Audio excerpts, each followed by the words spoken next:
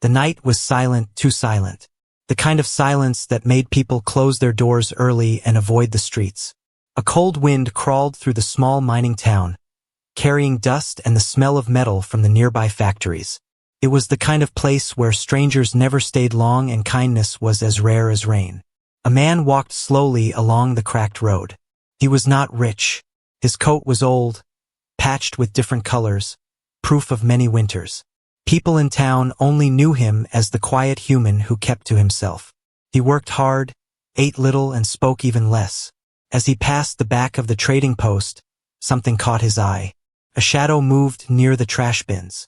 He stopped. At first, he thought it might be a stray animal. But then he saw them, two small figures huddled together. Alien girls. They couldn't have been more than 10 or 11 years old. Their skin was pale blue, marked with dirt and scratches. Their big eyes glowed faintly under the dim streetlight. They wore thin, torn clothes not meant for this bitter cold. The older one held the smaller girl tightly, as if trying to shield her from the wind. The younger one shivered so hard it looked painful. The man stood there, unsure what to do. The wind blew harder, and the smaller girl coughed.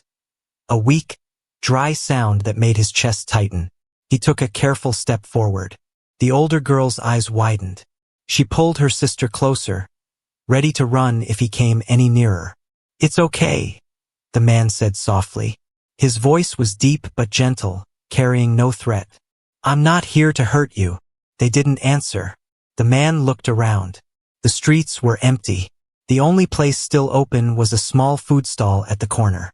Warm yellow light spilled from it, and the smell of hot stew floated through the air. He checked the few credits in his pocket. It wasn't much. It was supposed to be for his own dinner. He stared at the shivering girls again. He sighed. Without another word, he turned and walked to the stall. The owner, a tired old woman, looked up. "Late night again?" she asked. "2 bowls," he said. She blinked. "2." He nodded. "With bread." A few minutes later, she handed him 2 steaming bowls. The smell was rich, full of spices and warmth. His empty stomach growled, but he didn't take even a sip. He carried the food back to the alley where the girls were. They were still there, watching him with the eyes of frightened animals. The man placed the bowls on the ground a few steps away. "It's hot," he said softly. "Eat before it gets cold." The girls didn't move. The older one looked at him, suspicious, as if this was some kind of trick. "I bought it for you," he said. "No one should be hungry tonight." The smaller girl's eyes locked on the food. Her lips trembled. She whispered something in a language the man didn't understand. The older one hesitated, then slowly crawled forward. She kept watching the man like she was waiting for him to snatch the food away. When he didn't move, she grabbed one bowl and pushed the other toward her sister. The smaller girl started eating so fast she nearly choked. The older one ate more carefully, eyes never leaving the man. He sat on an overturned crate nearby, silent, waiting until they finished. When the bowls were empty, the older girl finally spoke. Her voice was rough, like she hadn't used it in days. "Why?" she asked. The man looked at her. "Because you were hungry." She frowned. "People don't help for free." "I do," he said simply. She stared at him for a long time, like she was trying to understand something big. Then the smaller girl whispered a single word in broken common tongue.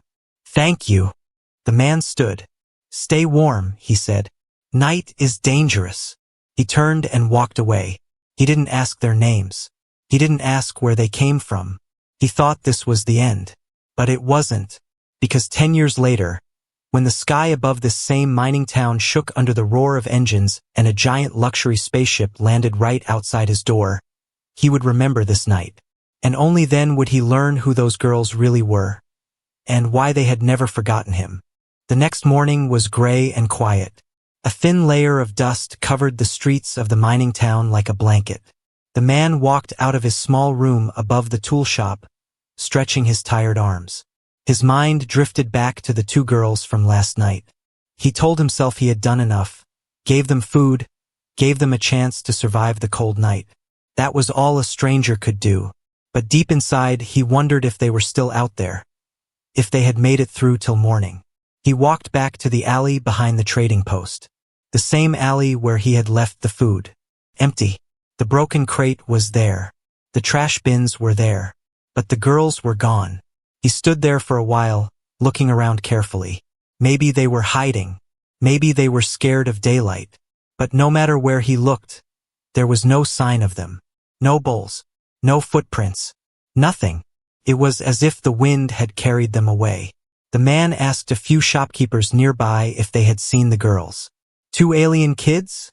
One trader said, frowning. No, I didn't see anyone like that. Probably ran off. Another muttered. Happens all the time. Plenty of orphans around here. Some survive. Most don't. The words hit the man harder than he expected. He didn't know why. He had seen orphans before. Beggars. Starving workers. People disappearing in the night was not unusual in this part of the galaxy. So why did these 2 girls stay in his mind? Maybe it was the way the older one had looked at him. Suspicious. Scared. But also thankful.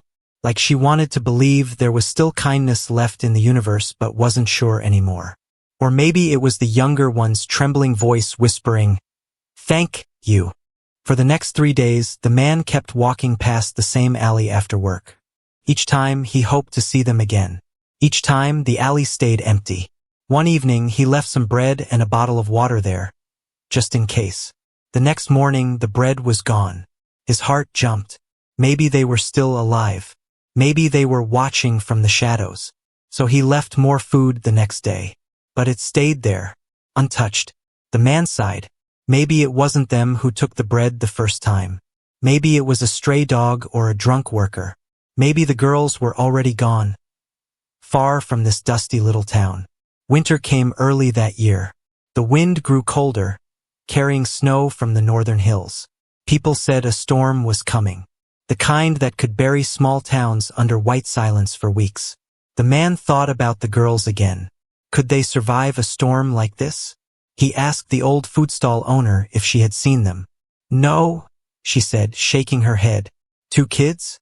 Not in this weather. They wouldn't last long out here. The man stood there, feeling something heavy in his chest. He wanted to believe they had found safety somewhere. Maybe someone had taken them in. Maybe they had family in another town. But deep down, a small voice whispered the truth he didn't want to hear. They were probably gone. Months passed. Life in the mining town went on as usual. Workers worked. Traders traded. Nobody spoke about 2 alien girls who vanished one cold night. Except the man. Sometimes, when he lay in his small bed at night, he thought about them. Where did they go? Did they survive? Did they even remember the human who gave them food? But as years rolled by, even those questions started to fade. People in the town saw him as the same quiet worker he had always been. They didn't know that somewhere deep in his memory, 2 pairs of frightened eyes still lived.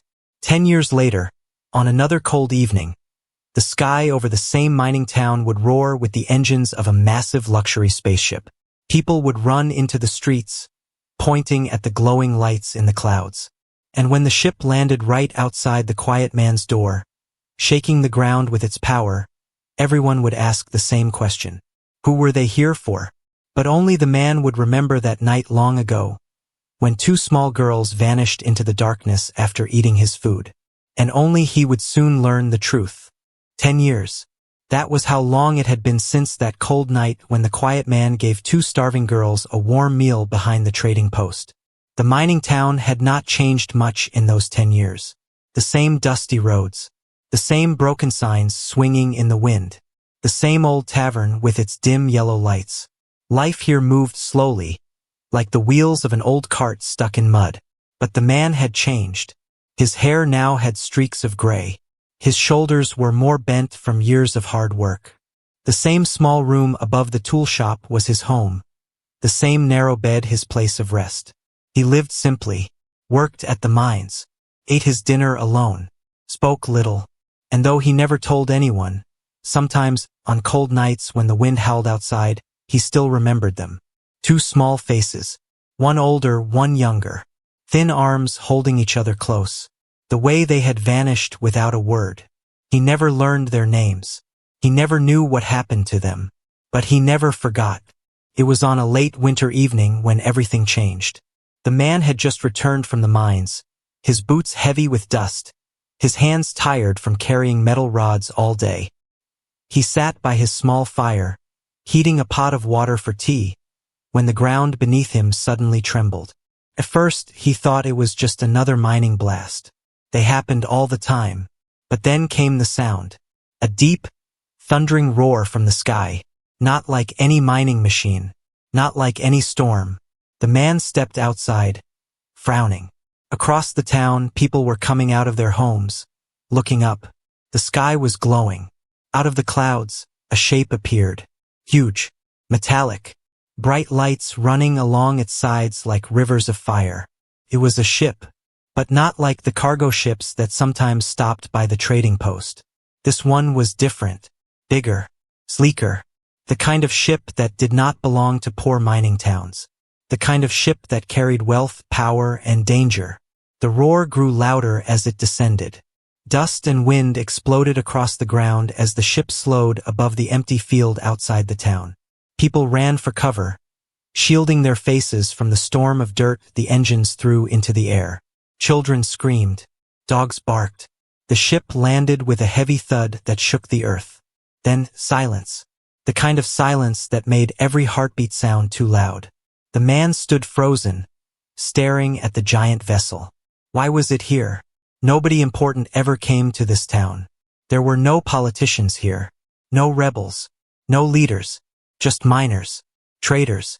Ordinary people. So why would a ship like this come here? A door on the side of the ship hissed open. Metal stairs unfolded slowly with a sharp clanking sound. People leaned from behind walls and doorways, eyes wide, afraid but curious. Two figures appeared at the top of the stairs. Women, tall, straight-backed, dressed in shining armor that caught the fading sunlight.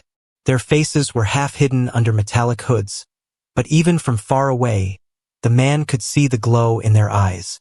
They walked down the stairs like soldiers, each step heavy, purposeful. The man felt his heart pound for reasons he didn't understand. He was just a miner, a nobody. There was no reason for soldiers or whoever they were to come here. But as the two women reached the ground, their eyes scanned the town and stopped on him. Straight on him. The man froze. They started walking toward him. Whispers rose among the townspeople. Who are they? Why are they here? Do they want someone? The man stood still as the two armored women stopped just a few feet away. The taller one looked at him closely, then removed her hood. For a moment, the man couldn't breathe. Her face, her eyes, they were familiar. Memories from 10 years ago crashed into his mind like a wave. Two small girls. Cold night. Hot bowls of stew. No, couldn't be. But it was. The taller woman's lips curved into the smallest of smiles. You fed us? She said softly, her voice carrying both strength and warmth. 10 years melted away in an instant. The man's heart thudded as he realized the truth. The two starving girls. They had come back. And not as orphans anymore. The cold evening air carried the dust of the landing across the mining town. People stood frozen, staring at the massive ship parked just outside the streets they had known all their lives. Nothing this big, this powerful, had ever come here before. The quiet man, the one everyone knew but no one really knew, stood rooted to the spot as the two armored women approached him. They moved like soldiers, heads high, steps measured, hands resting on the hilts of the weapons at their waists. Their armor gleamed even in the fading sunlight, polished and strong, marked with strange royal symbols no one in town could recognize. But the strangest thing was the way they looked at him, like they had come all this way through the stars for only one reason. For him. The taller woman stopped just a few feet away. The wind lifted the edge of her hood as she slowly pulled it back. The man felt his breath catch. It was her. The older girl from that cold night 10 years ago. No longer small. No longer trembling. Now she stood tall and proud, with sharp eyes that had seen too much and a face that carried both strength and something softer. Something almost like gratitude.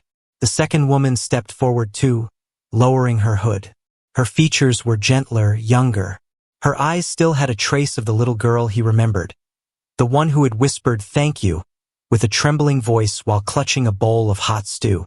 He couldn't speak. Words seemed too small for this moment. The taller woman broke the silence. Her voice was calm but carried the weight of command. "You gave us food," she said.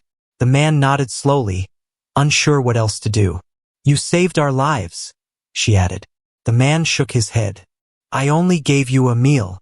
She looked at him for a long moment, as if deciding how much to say. Then she spoke words that made the townspeople around them gasp. "We were not just orphans," she said. "We were fugitives from a fallen royal house." The whispers grew louder. "Royal?" someone muttered. "From where?" another asked. But no one dared come closer. The younger sister spoke this time, her voice softer but clear. "Our planet was attacked. Our parents, they didn't survive. We escaped with nothing. We hid on this world because no one would think to look for us here." The older sister's eyes softened for the first time. "We would not have lived through that night without you. We were weak, freezing, ready to give up." The man remembered the way they had looked back then. Thin, shaking, scared of everyone. And he remembered the small choice he had made, 2 bowls of stew. So small for him, but for them, everything. The older sister looked toward the giant ship behind her. "After that night, we reached allies who helped us. Over the years, we rebuilt what was taken from us. We took back our home. We claimed our birthright." Her words hung heavy in the air. The townspeople were staring now, wide-eyed, realizing they were standing in front of real royalty. Alien royalty. The man spoke finally, his voice low. "Why come back here? Why find me after all these years?" The younger sister stepped closer. Her eyes glistened in the fading light. "Because we owe you," she said. "We swore one day when we had power we would return. We would find the man who saved us when no one else cared." The older sister's voice grew firm. "And we keep our promises." The man didn't know what to say. He was just a miner. A simple man who had given 2 hungry children something warm to eat.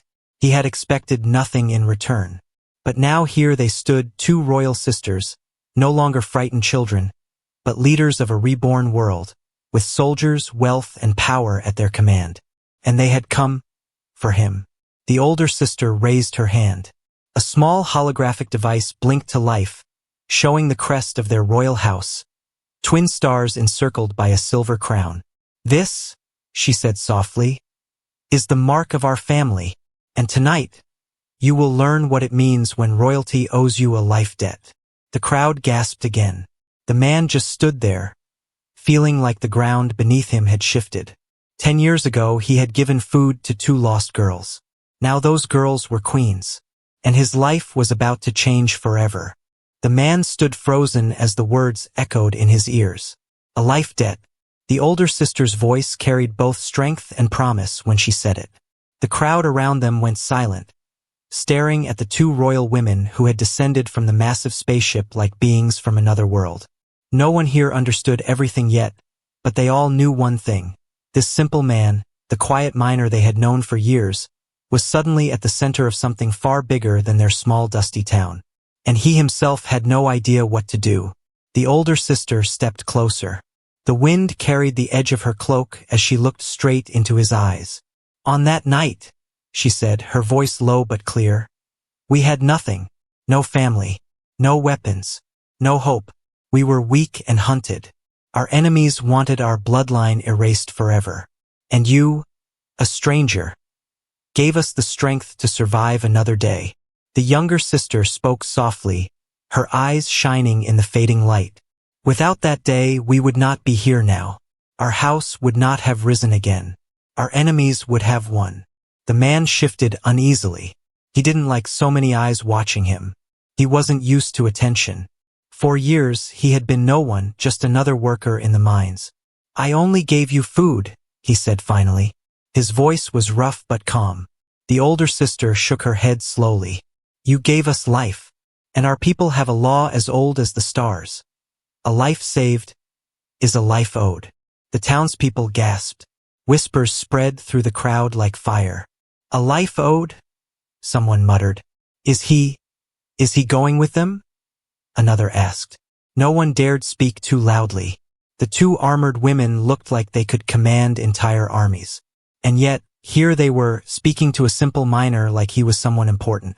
The man looked at the ship, its metal sides glowing faintly under the rising moonlight. He had never been near a vessel like that.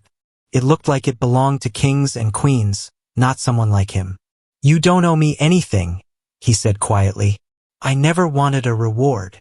The younger sister smiled softly, a small, almost sad smile. Kindness that asks for nothing is the rarest kind. That is why it must be repaid. The older sister lifted her hand. From her wrist armor, a small holographic crest appeared again, the same twin stars encircled by a crown. This symbol, she said, rules 7 systems now. 10 years ago we had nothing. Today we have fleets, cities, power, and peace. She paused before adding, and it exists because you kept 2 little girls alive when no one else cared. The man felt the weight of her words. He didn't know what to say.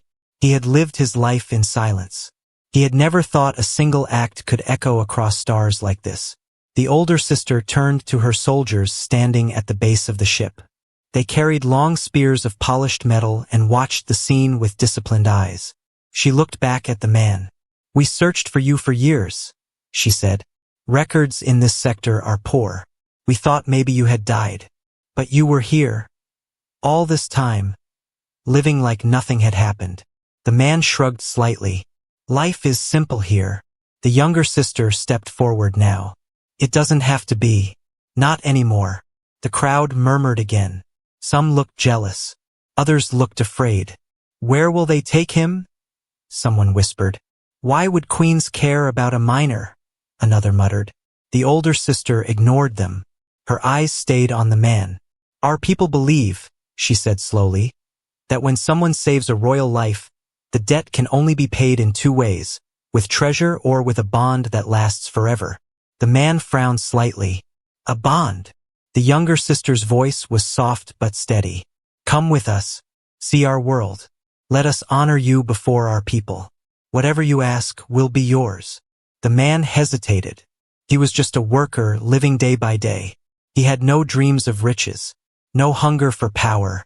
But something in the younger sister's eyes made him pause. It wasn't just gratitude. It was something deeper, harder to name.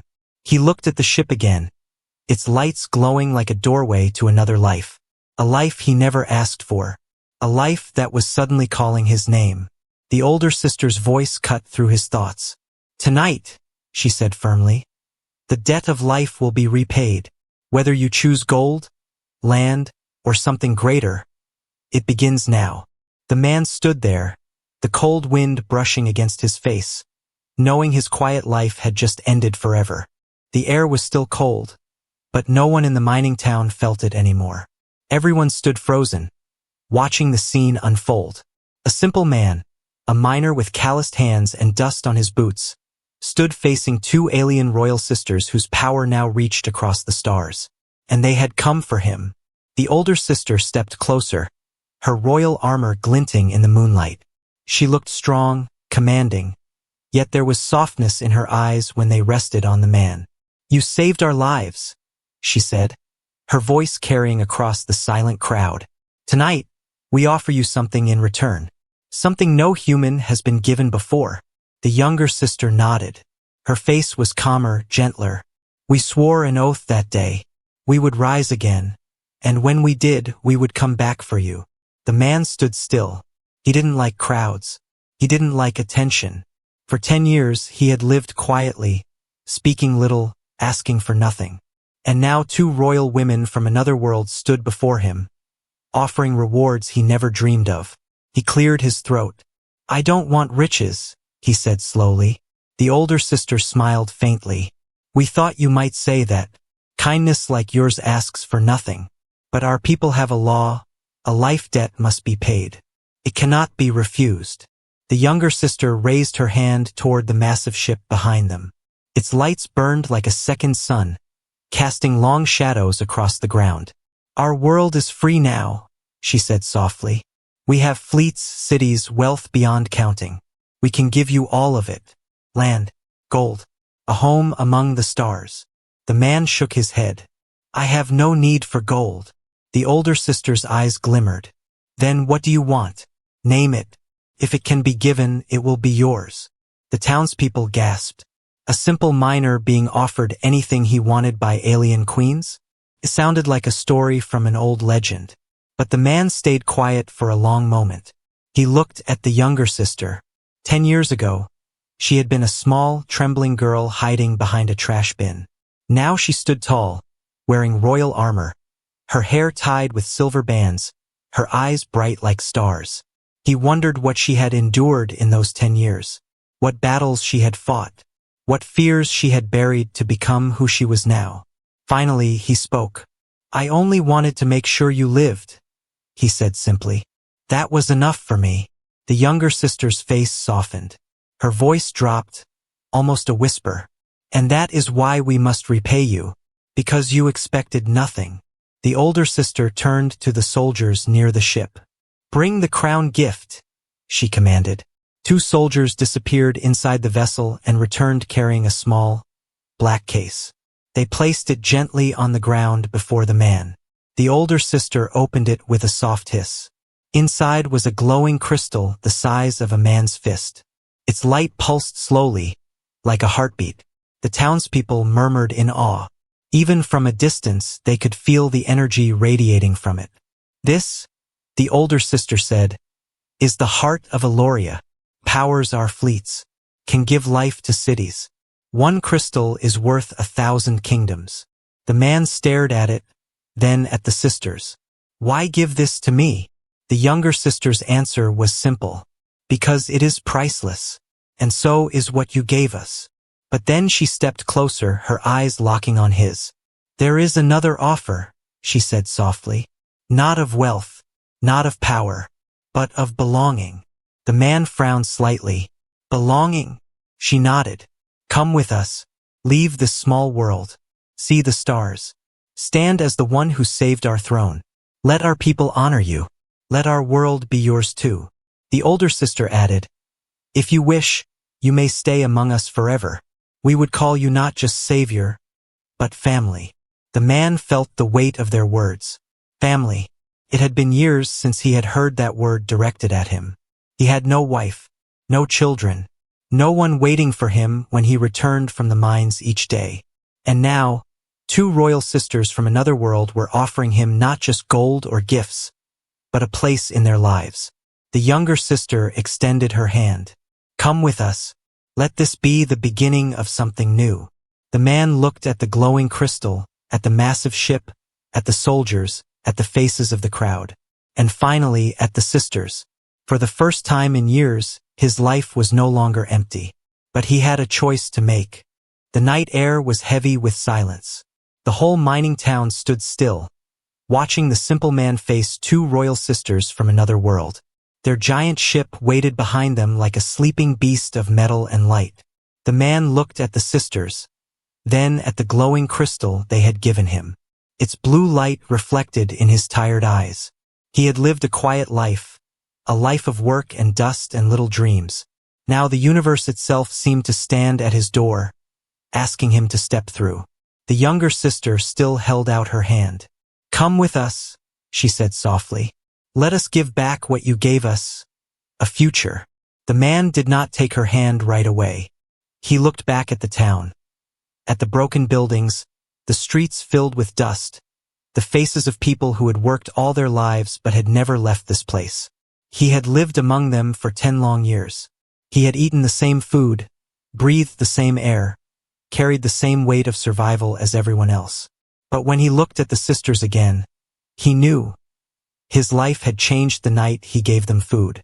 He just didn't realize it until now. The older sister stepped forward, her armor shining faintly in the moonlight. We cannot erase the years you spent here, she said, but we can give you the life you never had. A life where kindness is not forgotten. A life where one man's simple act can echo across the stars. The younger sister added, On our world, you will have a home, you will have respect, and you will never be alone again. The man felt something stir inside him at those words. Alone. He had lived that way for as long as he could remember. No family. No one waiting when he came back from the mines. Just empty nights and cold mornings. Now, two sisters from a royal house were offering him a life he had never even dreamed of. He finally asked the question that had been sitting in his mind since the ship landed. Why me? The older sister looked at him steadily. Because you gave without asking. Because you gave when no one else would. And because in our law, a life saved is a life bound forever. The younger sister smiled faintly. We have power now. But power means nothing if we forget the people who helped us when we were weak. The man looked down at his rough, work-worn hands. 10 years ago, those same hands had carried 2 bowls of hot stew to 2 shivering girls hiding in the dark. He didn't know then what it would mean. He didn't know it would lead to this night, this ship, this choice. The younger sister's hand was still waiting for his. Behind her, the ship's engines rumbled softly, like a giant ready to wake. The soldiers stood tall, their armor glinting. The townspeople whispered among themselves, unsure if they were witnessing the end of one life or the beginning of another. Slowly, the man reached out his hand. The younger sister's eyes lit up as his rough fingers touched hers. It was a simple gesture, but it felt like the closing of one chapter and the opening of another. The older sister turned to her soldiers. Prepare the ship. We leave at once. The townspeople gasped. Some shouted questions. Others just stood in silence, too stunned to speak. But the man said nothing as the sisters led him toward the towering vessel. At the base of the ship, the younger sister stopped and looked at him. When you gave us food, she said softly, you gave us more than life. You gave us hope. Tonight, we give you back the stars. The man didn't answer. He couldn't. His chest felt tight, not with fear, but with something else, something he hadn't felt in years. Possibility. The ship's ramp closed behind them with a sharp hiss. The engines roared to life, shaking the ground as the vessel slowly rose into the night sky. The townspeople watched until the lights disappeared among the stars. Some whispered about the miner who had left with queens. Others swore they would never forget the night when a simple act of kindness changed everything. Inside the ship, the man stood near the window watching the world below grow smaller. The younger sister stepped beside him. This is only the beginning, she said with a quiet smile. You have no idea how far this road goes. For the first time in years, the man smiled too. And as the ship carried him toward a life he never imagined, he knew one thing for certain. A single meal on a cold night had changed not only their lives, but his own forever.